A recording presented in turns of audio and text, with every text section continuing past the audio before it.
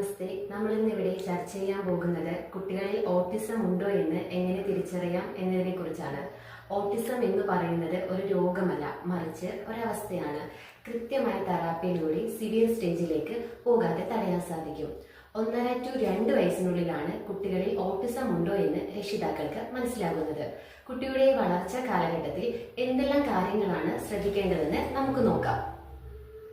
ഏറ്റവും പ്രധാനമായിട്ട് 2 വയസ്സായിട്ടും കുട്ടി അവന്റെ ആവശ്യങ്ങൾ വെർബലി പാരന്റ്സിനോട് കമ്മ്യൂണിക്കേറ്റ് ചെയ്യുന്നുണ്ടോ എന്ന് ശ്രദ്ധിക്കുക. രണ്ടാമതായി, കുട്ടിയെ പേര് വിളിക്കുമ്പോൾ കൃത്യമായ റെസ്പോൺസ് നൽകുന്നുണ്ടോ. മൂന്നാമതായി, കുട്ടി മറ്റുള്ളവരുമായി എങ്ങനെയാണ് കമ്മ്യൂണിക്കേറ്റ് ചെയ്യുന്നത്, അല്ലെങ്കിൽ അവൻ അവന്റെ ലോകത്ത് തന്നെയാണോ ഇരിക്കുന്നത്. നാലാമതായി, കുട്ടിക്ക് ഒരു ടോയ് വാങ്ങിക്കൊടുക്കുമ്പോൾ കുട്ടി അതുകൊണ്ട് എങ്ങനെയാണ് കളികളിൽ ഏർപ്പെടുന്നത്. എക്സാമ്പിളായി പറയുവാണെങ്കിൽ, ഒരു ടോയ് കാർ വാങ്ങിക്കൊടുക്കുകയാണ് എന്ന് വിചാരിക്കുക. ആ ടോയ് കാർ മൊത്തമായി ഉപയോഗിച്ചാണോ കുട്ടി കളിക്കുന്നത്, അല്ലെങ്കിൽ അതിന്റെ ഏതെങ്കിലും ഭാഗങ്ങൾ മാത്രമാണ് ഉപയോഗിക്കുന്നത്.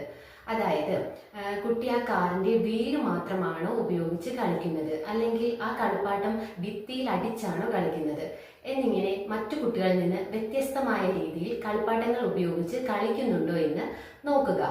അഞ്ചാമതായി, കുട്ടി റിപ്പീറ്റേറ്റീവ് ബിഹേവിയർ കാണിക്കുന്നുണ്ടോ. കൈ അടിക്കുക, കൈ കടിക്കുക, തല ഭിത്തിയിൽ അടിക്കുക, കാൽപാദം മുഴുവനായി കുത്താതെ വിരലുകൾ കുത്തിയാണ് കുട്ടി നടക്കുന്നത് എന്നിങ്ങനെ മറ്റു കുട്ടികളിൽ നിന്ന് വ്യത്യസ്തമായിട്ടുള്ള ബിഹേവിയർ കാണിക്കുന്നുണ്ടോ എന്ന് പാരന്റ്സ് ശ്രദ്ധിക്കുക.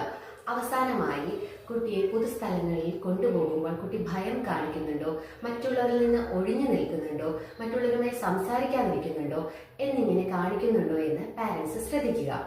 ഇത്തരം കാര്യങ്ങളാണ് പ്രധാനമായും കുട്ടിയുടെ ഈ വളർച്ചാ കാലഘട്ടത്തിൽ പാരന്റ്സ് ശ്രദ്ധിക്കേണ്ടത്.